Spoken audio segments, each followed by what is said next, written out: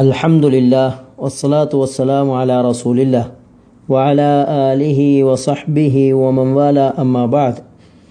അസ്സലാമു അലൈക്കും വറഹ്മത്തുള്ളാഹി വബറകാതുഹു. സഹോദരന്മാരെ, സഹോദരികളെ, അള്ളാഹുവിനെ സൂക്ഷിച്ച് ജീവിക്കണമെന്നുള്ളത് ഓർമ്മിപ്പിക്കുകയാണ്. അള്ളാഹു നമ്മേവരെയും അനുഗ്രഹിക്കുമാറാകട്ടെ. അൽ-ഇദ്ഹാറുൽ ഹൽഖി അഹ്കാമുൻ നൂന് സാക്കിന വ തൻവീനിലെ ആദ്യത്തെ ഹുക്കുമായ അൽ-ഇദ്ഹാറുൽ ഹൽഖിയെക്കുറിച്ചാണ് കഴിഞ്ഞ 2 ക്ലാസ്സുകളിൽ നാം പറഞ്ഞിട്ടുള്ളത്. അതിൻ്റെ താരീഫ് നാം മനസ്സിലാക്കി.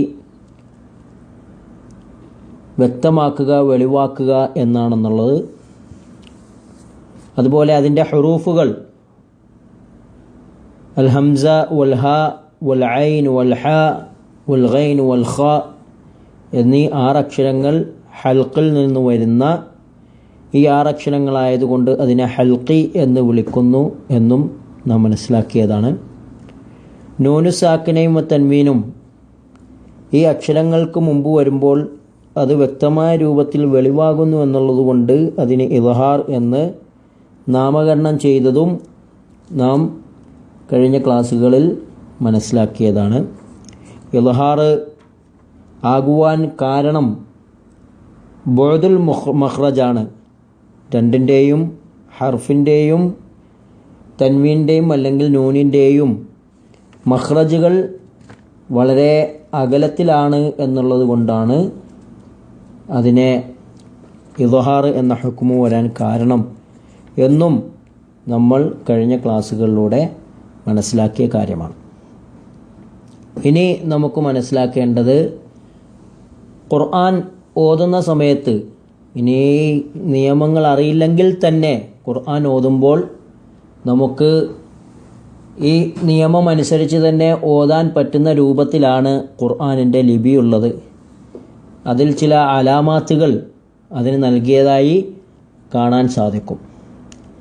അതിലുള്ള ഒരലാമത്താണ് നൂനു സാക്കിനയുടെ അലാമത്ത്. സുക്കൂനായ നൂനിൻ്റെ അലാമത്ത് നമുക്ക് കാണാൻ സാധിക്കുന്നത് ആ നൂനിൻ്റെ മുകളിൽ ചെറിയ രൂപത്തിലുള്ള ഒരു ഹ അല്ലെങ്കിൽ ഖാൻ്റെ ആ തല മാത്രമുള്ള രൂപത്തിൽ ഉള്ളതായിട്ട് നമുക്ക് കാണാൻ സാധിക്കും. അത് നൂന് വെളിവാക്കി ഉച്ചരിക്കണം, ഇദ്ഹാറിൻ്റെ നൂനാണ് അവിടെ ഉള്ളത് എന്ന് വ്യക്തമാക്കുവാൻ വേണ്ടി ഇട്ടിട്ടുള്ള ഒരു അടയാളമാണ്. അതായത് ഹ എന്ന അക്ഷരത്തിൻ്റെ ആ തലഭാഗം മാത്രം അവിടെ ആ രൂപത്തിൽ സുക്കൂൻ പൂർണ്ണമായും സുക്കൂൻ ഇടുന്ന രൂപത്തിൽ അവിടെ ഉണ്ടാവുകയില്ല. മറിച്ച് പകുതി ഹാൻ്റെ രൂപമാണ് അവിടെ നമുക്ക് കാണാൻ സാധിക്കുക. ഇത് നൂനു സാക്കിനയുടെ ഒരു അലാമത്താണ്. എന്നാൽ തൻവീൻ്റെ അലാമത്തിൽ നമുക്ക് കാണാൻ സാധിക്കുന്നത് 2 ഫത്ഹയും 2 കസ്റയും 2 ദമ്മയും ഉള്ളത്. ഫത്ഹത്തൈൻ എന്നത് രണ്ടും ഒരേ രൂപത്തിൽ നിൽക്കുന്നതായിട്ടാണ് കാണുക. അങ്ങോട്ടും ഇങ്ങോട്ടും വ്യത്യാസമില്ലാത്ത രൂപത്തിൽ ഒന്ന് മറ്റൊന്നിൻ്റെ മുകളിൽ കൃത്യമായ രൂപത്തിൽ നിൽക്കുന്നത് കാണാൻ സാധിക്കും. അതുപോലെ കസ്റത്തൈനും അങ്ങനെ തന്നെ. ദമ്മത്തൈൻ അതും ആ രൂപത്തിൽ തന്നെ ഒരു ദമ്മ ശരിയായ രൂപത്തിൽ ഇട്ടതും മറ്റൊരു ദമ്മ തിരിച്ച് അങ്ങോട്ടിട്ടതുമായി നമുക്ക് ഖുർആനിൽ ഇതിൻ്റെ അടയാളങ്ങൾ കാണാൻ സാധിക്കുന്നു. അപ്പോൾ ഈ അടയാളങ്ങൾ കാണുമ്പോൾ തന്നെ അത് ഇദ്ഹാറിൻ്റെ അക്ഷരമാണ്. അവിടെ ആ നൂന് അല്ലെങ്കിൽ ആ തൻവീൻ വെളിവാക്കി ഉച്ചരിക്കേണ്ടതാണ് എന്ന് നാം മനസ്സിലാക്കണം. എന്നിട്ട് ആ രൂപത്തിൽ നാം അത് പാരായണം ചെയ്യുകയും വേണം. ഇങ്ങനെയാകുമ്പോൾ കുറേയേറെ ഈ അലാമത്തുകൾ നോക്കിക്കൊണ്ട് തന്നെ നമുക്ക് ഖുർആനിലെ ഈ നിയമങ്ങൾ ശരിയായ രൂപത്തിൽ ഓതുവാൻ സാധിക്കും. ഇപ്പോൾ പല ഖുർആനും പല മുസ്ഹഫുകളും ഈ തജ്വീദിൻ്റെ നിയമങ്ങൾ അതിൽ അടയാളപ്പെടുത്തി പല കളറുകളിൽ അടയാളപ്പെടുത്തിയ മുസ്ഹഫുകളൊക്കെ നമുക്ക് കാണാം. അതിൽ പ്രത്യേകം ഈ രൂപങ്ങൾ അതിൽ പ്രത്യേകം മെൻഷൻ ചെയ്തതായിട്ട് കാണാൻ സാധിക്കും. ശ്രദ്ധിക്കുക. ഇതിനുള്ള ചില ഉദാഹരണങ്ങൾ താഴെ കൊടുത്തിട്ടുണ്ട്. ഞാനിപ്പോൾ ഇവിടെ ഉദാഹരണങ്ങൾ കൊടുത്തതിൽ സാധാരണ ലിപിയിൽ ആ ഖ അല്ലെങ്കിൽ ഹായിൻ്റെ രൂപം വരാത്തത് കൊണ്ടാണ് അവിടെ സുക്കൂൻ തന്നെ ഞാൻ കൊടുത്തിട്ടുള്ളത്. അതുകൊണ്ട് ഖുർആൻ ഓതുന്ന സമയത്ത് ശ്രദ്ധിക്കുക. അൽ ഹംസ വയൻ ഔന വമൻ അദ്ലമു അദാബൻ അലീമ. അവിടെ നമുക്ക് ശ്രദ്ധിച്ചാൽ കാണാം അദാബൻ എന്നുള്ളിടത്ത് 2 ഫത്ഹയും ഒരേപോലെ തന്നെയാണ് എഴുതിയിട്ടുള്ളത്. അൽഹ മുൻഹമിർ മിൻഹാദ് ഫരീഖൻ ഹദ. العين أنعمت من علق وخير عقبا. الحاء وانحر من حاد الله ورسوله قرضا حسنا. الغين فسينغضون من غير عذاب غليظ. الخاء والمنخنقة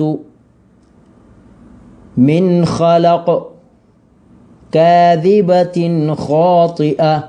ഇവിടെയൊക്കെ നേരത്തെ പറഞ്ഞ കാര്യം നാം പ്രത്യേകം ശ്രദ്ധിക്കണം. സുക്കൂനായ നൂനോ അല്ലെങ്കിൽ തൻവീനോ ആവശ്യത്തിലധികം അവിടെ ഗുന്നത്ത് കൊടുത്തുകൊണ്ട് അതിനെ ഓതാൻ പാടില്ല എന്നുള്ളത് പ്രത്യേകം ശ്രദ്ധിക്കുക. ഇദ്ഹാറിൻ്റെ അക്ഷരങ്ങൾ വ്യക്തമായി മനസ്സിലാക്കുന്നതിനും പഠിക്കുന്നതിനും വേണ്ടി ഞാനിവിടെ ഒരു ചോദ്യം ഇടുകയാണ്. തംരീൻ എന്ന രൂപത്തിൽ സൂറത്തുൽ അലഖിൽ നിന്നും ഇദ്ഹാറിൻ്റെ ഉദാഹരണങ്ങൾ തിരഞ്ഞെടുത്ത് നിങ്ങൾ അയക്കണം. ഏതൊക്കെയാണ് ഇദ്ഹാറിൻ്റെ ഭാഗങ്ങൾ ഉള്ളത് എന്ന് നിങ്ങൾ അയക്കണമെന്ന് പ്രത്യേകം ഓർമ്മിപ്പിക്കുകയാണ്. എല്ലാവരും ആ സൂറത്തൊന്ന് ഓതി നോക്കിയിട്ട് അതിലെ ഇദ്ഹാറിൻ്റെ അക്ഷരങ്ങൾ കണ്ടുപിടിക്കുവാൻ പ്രത്യേകം ശ്രദ്ധിക്കുക. ഇപ്പോൾ സൂറത്തുൽ ഹാഖയിലെ 25-ാമത്തെ ആയത്ത് മുതൽ 37-ാമത്തെ ആയത്ത് വരെ ഒന്ന് ഓതുകയാണെന്ന് ശ്രദ്ധിക്കുക. أعوذ بالله من الشيطان الرجيم. وأما من أوتي كتابه بشماله فيقول يا ليتني لم أوت كتابيه ولم أدر ما حسابيه يا ليتها كانت القاضية ما أغنى عني ماليه هلك عني سلطانيه خذوه فغلوه ثم الجحيم صلوه ثم في سلسلة ذرعها 70 ذراعا فاسلكوه إنه كان لا يؤمن بالله العظيم ولا يحض على طعام المسكين فليس له اليوم هاهنا حميم ولا طعام إلا من غسلين لا يأكله إلا الخاطئون. അള്ളാഹു നമ്മേവരെയും അനുഗ്രഹിക്കുമാറാകട്ടെ. വആഖിറു ദഅവാന അനിൽ ഹംദുലില്ലാഹി റബ്ബിൽ ആലമീൻ. അസ്സലാമു അലൈക്കും വറഹ്മത്തുള്ളാഹി വബറകാതുഹു.